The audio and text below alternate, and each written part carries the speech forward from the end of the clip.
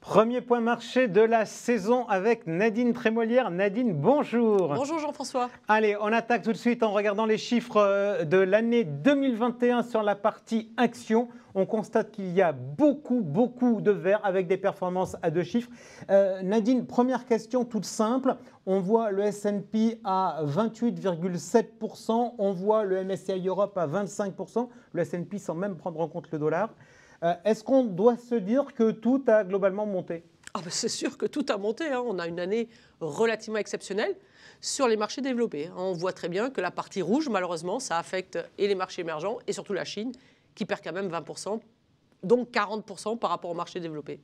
Les indices nous disent très belle performance à 2 chiffres. Quand on rentre un peu plus dans le détail, est-ce qu'on se dit que ça a été Byzance pour tout le monde? Non, on voit que c'est un peu une année bizarre, parce qu'on a eu des très fortes hausses au cours de l'année. Ensuite, on a eu quelques périodes de volatilité à la rentrée, rappelons-nous. En novembre de nouveau, le mois de décembre a été un peu compliqué. Et puis, on finit l'année de façon relativement extraordinaire. Mais on est tiré, les indices, et c'est vraiment le message que je veux faire passer, c'est que les indices sont tirés par des très grosses capitalisations.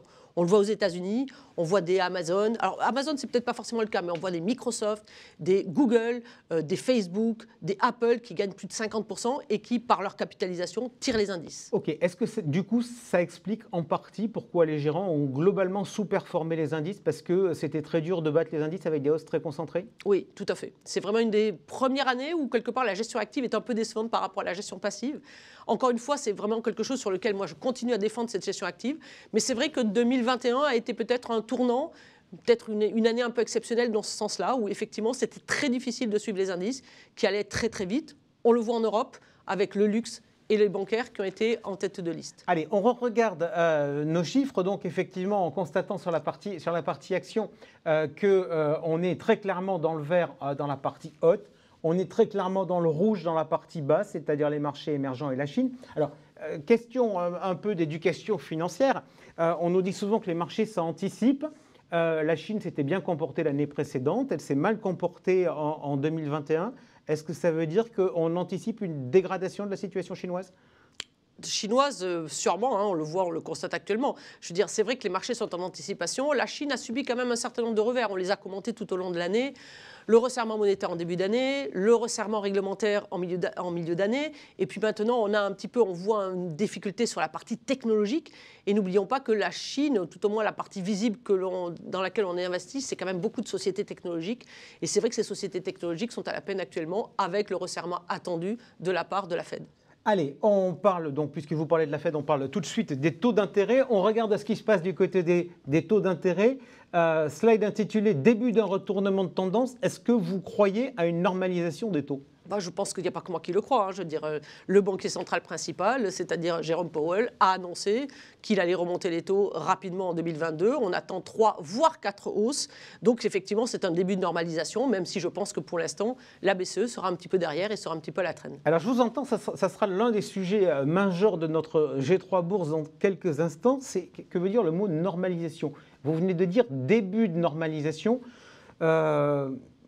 Quand j'ai fait des études où je m'intéressais un peu à l'économie et au marché, on me disait le niveau normal des taux d'intérêt à long terme, c'est la croissance plus l'inflation. C'est ça la normalisation ou c'est autre chose? Je pense qu'on sera très loin de cette normalisation parce que ça nous entraînerait sur des niveaux qu'on n'a pas forcément envie de connaître. Non, mais la normalisation, c'est déjà de laisser la possibilité à la Fed éventuellement de pouvoir rebaisser si quelque part l'économie était moins brillante que ce qu'on imagine. Donc on était dans une situation totalement anormale. Je pense qu'on n'est pas les premiers à le voir. Donc on essaye un petit peu de se renormaliser, mais je pense qu'on sera toujours dans des situations très favorables avec des taux réels qui sont toujours négatifs. Parfait. L'objectif tous les mois, c'est de suivre également votre allocation d'actifs. Première question très simple, avec cette forte hausse des marchés, cette évolution sur le niveau des taux d'intérêt, est-ce que vous avez envie de changer l'allocation d'actifs en janvier? Alors fondamentalement non, dans l'équilibre. Encore une fois, rappelons, nous avons 50% dans le fonds en euros, 12% dans la partie immobilière et puis 32% ou 31% sur la partie action. Dans la partie action, on a bien 3 blocs. Un bloc européen qui s'est plutôt bien comporté, un bloc émergent qui a été plutôt décevant. Cependant, nos fonds sous-jacents ont plutôt pas mal réagi. On a fait à peu près autour de 0 sur un des fonds phares, donc qui est GEM Equity. Et ensuite, on a la partie internationale. Je pense que dans la partie internationale, on va Le marché est un peu dans ce sens-là. On va un peu lever la partie technologique, peut-être pour chercher des fonds un petit peu plus cycliques. Donc, c'est peut-être des actions qui sont davantage de réorientation de thématique plutôt que réellement de géographie. Donc ça, c'est des réflexions. Je voudrais qu'on parle maintenant des résultats. On va commencer, vous nous avez dit, alors c'est un portefeuille équilibré, mais avec finalement un poids d'action, vous l'avez dit, qui est seulement supérieur à un peu plus de 30%. Donc on va dire que c'est un équilibré prudent. La principale poche, c'est le fonds en euros.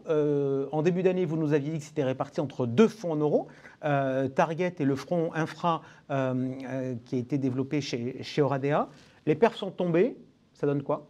2,35 pour sécurité Target Euro, donc un peu notre flagship. SIE, donc sécurité infra euro, fait 2,10.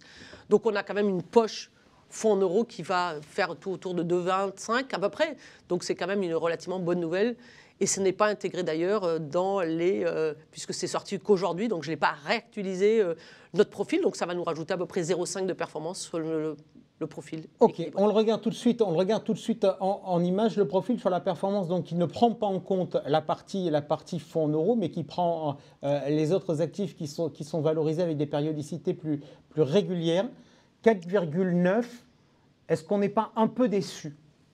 Il est à l'image du fait que justement on était en gestion active et que les gestions actives ont malgré tout été un petit peu à la traîne, tel que je le disais en début. Et puis on a une poche émergente qui nous a quand même pas forcément coûté, mais qui nous a pas rapporté de la performance.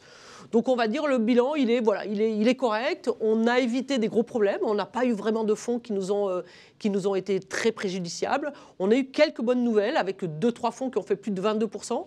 Voilà, mais bon, c'est on va dire un résultat qui est tout à fait honorable. Je souhaiterais avoir le même en 2022. Ok, si on se met dans la position du conseiller, face justement à cette année où les SICAV, la gestion active a sous-performé face aux indices, quid de la tentation de se dire il faut abandonner la gestion active pour aller vers les indices? Je crois que c'est une tentation qui est relativement forte depuis 4-5 ans et que malgré tout, on a toujours des gestions, on a toujours des thématiques qui ont la capacité de délivrer de la performance. Donc moi, je reste une ardente défenseur de la gestion active et je ne vais pas changer aujourd'hui parce qu'on a eu une année peut-être un peu plus décevante en 2021.